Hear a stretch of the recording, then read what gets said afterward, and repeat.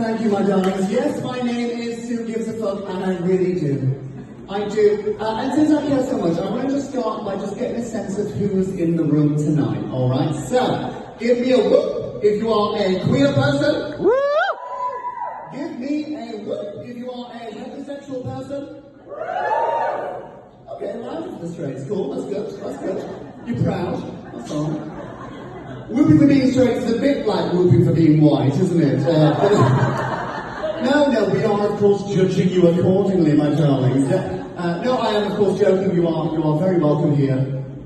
You're welcome everywhere. That's how privilege works.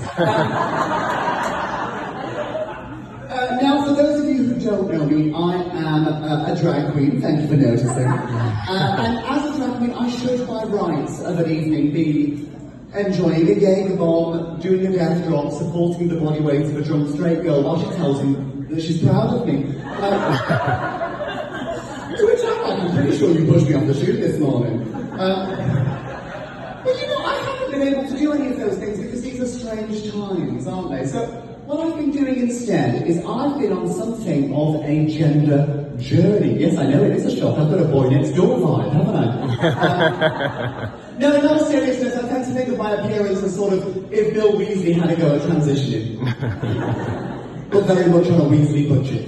But no, I've been on this gender journey because you see, I always described myself as a gay man. But specifically, I was one of those gay men who's bought into heteronormative ideas of masculinity, so is only actually attracted to straight men.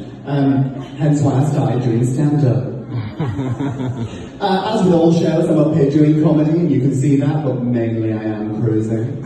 I'm basically up here just scanning for chinos. And enjoying the sight of Al Murray, who is a human embodiment of chinos, isn't he? I think it's safe to say that he is the most heterosexual man in comedy who we haven't managed to cancel yet. I must say he's behaving very cautiously backstage. We're watching. But no, I wanted to address this question of why I was only attracted to straight men. And so, a couple of years ago, I took sort of a step along the gender journey. And I started calling myself non-binary. Do we have any non-binaries in the room tonight?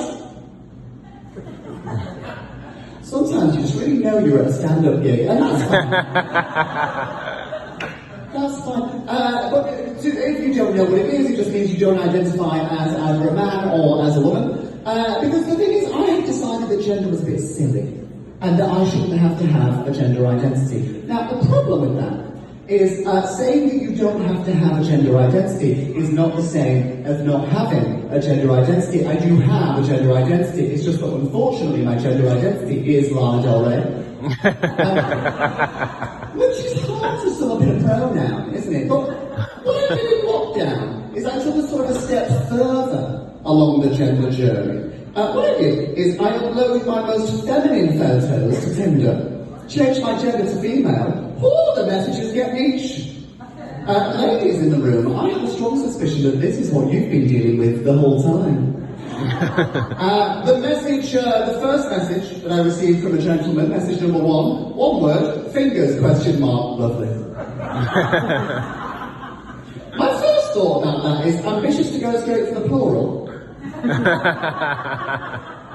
my second thought is, do you know what? That sort of opening was fine when I was a gay man and I was on Grindr, but this was Tinder and I was a lady now. I expected romance. I expected sentences. Alright. Well, the next message that I received was arguably a sentence. It said, I bet you're touching yourself right now. Statistically, not a good bet.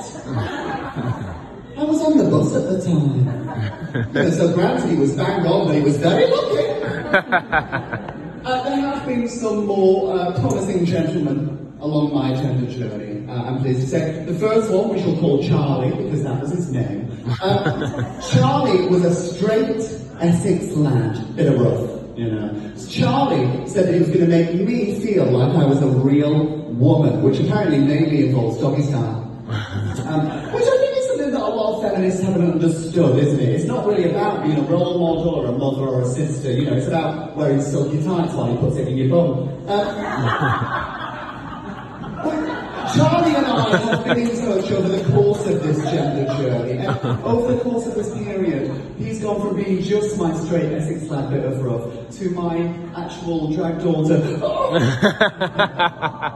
He was on a bigger journey than I was. Not what I wanted, Charles.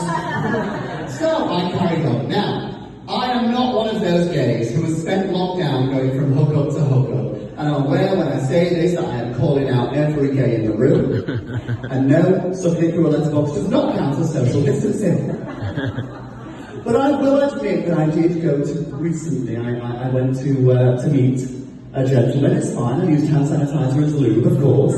And I refused to leave his house for 14 days. Which, admittedly, his wife found awkward. But I said, I'm sorry, it's a pandemic. Where's your blitz spirit, love? No, in all seriousness, the first person I met on this gender journey, we shall call Al, because I'm enjoying how uncomfortable he looks backstage. Now, Al taught me a series of values.